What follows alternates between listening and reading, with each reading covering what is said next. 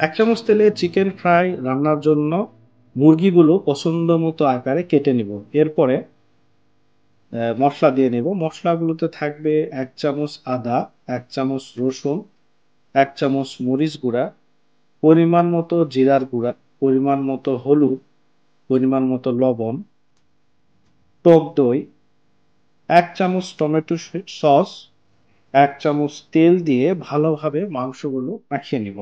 মাংসগুলো ভালোভাবে মাখানো হলে আমরা এই মাংস ৩ ঘন্টার জন্য ফ্রিজের নরমাল তাপমাত্রায় রেখে দিব।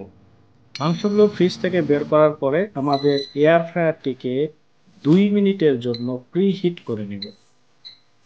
রান্নার আগে এয়ার ফ্রায়ার প্রিহিট করা অত্যন্ত প্রয়োজন।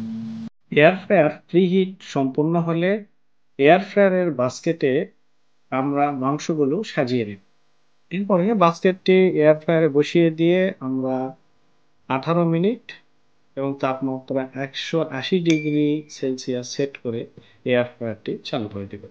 ৯ মিনিট পরে অর্থাৎ অর্ধেক সময় পরে এয়ার ফ্রায়ারটি খুলে আমরা মাংসগুলো উল্টিয়ে দিব যেন ভালোভাবে আমাদের ফ্রাইটা হয়। বাকি সময় পরে অর্থাৎ ৯ মিনিট সময় চলার পরে আমরা দেখব যে সুন্দর চিকেন ফ্রাই হয়ে গেছে।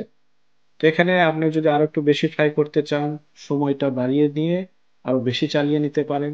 কম ফ্রাই করতে চাইলে সময়টা কমিয়ে নিয়ে মানে কম মেশিনটা চালাতে পারেন। দেখতেই পাচ্ছেন খুবই সুন্দর ফ্রাই। কমেন্টসে জানাবেন ফ্রাইটা কেমন হয়েছে।